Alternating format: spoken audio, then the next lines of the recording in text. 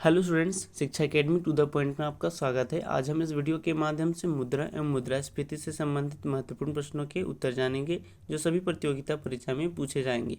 यदि इकोनॉमिक्स के महत्वपूर्ण प्रश्नों की वीडियो आप नहीं देखे हैं तो प्लेलिस्ट में जाकर देख सकते हैं, और यदि इस चैनल में आप नए हैं तो सब्सक्राइब जरूर करें ताकि इस तरह की जानकारी आपको समय समय पर मिलती रहे। तो चलिए जानते हैं पहले प्रश्न में क्या पूछा जा रहा है। पहले प्रश्न में पूछा रहा है, मुद्रा पूर्ति का नियमन कौन करता है?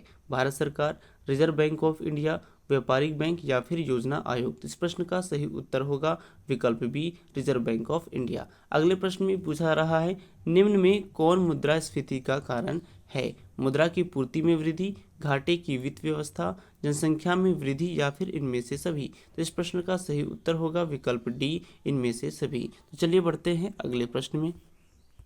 तीसरे प्रश्न में पूछा जा रहा है कि मुद्रा वह धुरी है जिसके चारों ओर अर्थ विज्ञान घूमता है, यह किस अर्थशास्त्री का कथन है? पिगू, क्राउथर, मार्शल या फिर रॉबर्टसन? इस प्रश्न का सही उत्तर होगा विकल्प सी, मार्शल।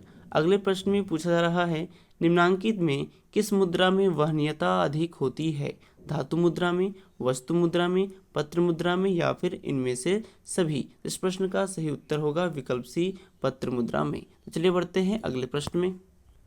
पांचवें प्रश्न में पूछा जा रहा है कि हमारे देश में किस मुद्रा को वैधानिक मान्यता प्राप्त है? वस्तु मुद्रा को, साख मुद्रा को, चेक या फिर पत्र मुद्रा को? इस प्रश्न का सही उत्तर होगा विकल्प डी, पत्र मुद्रा को। अगले प्रश्न में पूछा जा रहा है, मुद्रा के प्रयोग से किसको लाभ हुआ है?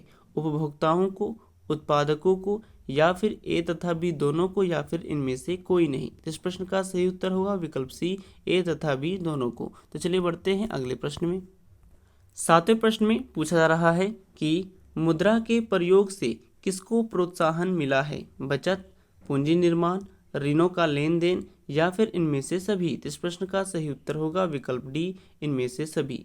अगले प्रश्न में पूछा जा रहा है, पूंजी का निर्माण होता है उपभोग द्वारा, विनियोग द्वारा, बचत द्वारा या फिर इनमें से कोई नहीं? इस प्रश्न का सही उत्तर होगा विकल्प सी, बचत द्वारा। तो चलिए बढ़ते हैं अगले प्रश्न में। नौवें प्रश्न में पूछा जा रहा है कि साख का प्रयोग होता है उपभोग के लिए, विनियोग के लिए या फिर ए तथा बी दोनों के लिए या फिर इनमें से कोई नहीं? इस प्रश्न का सही उत्तर होगा विकल्प सी, ए तथा बी दोनों। अगले प्रश्न में पूछा रहा है, व्यावसायिक बैंकों द्वारा दिए जाने वाले ऋणों को कहते हैं, क्या कहते हैं? साख मुद्रा, बैंक मुद्रा, ए तथा बी दोनों या फिर इनमें से कोई नहीं? इस प्रश्न का सही उत्तर होगा विकल्प सी, ए तथा बी दोनों। यदि यह वीडियो अच्छा लगा हो तो वीडियो को लाइक करें और चैनल को सब्सक्राइब करें और अपना विचार कमेंट करें। तो फिर मिलते हैं अगली वीडियो में नए प्रश्नों के साथ। धन्यवाद।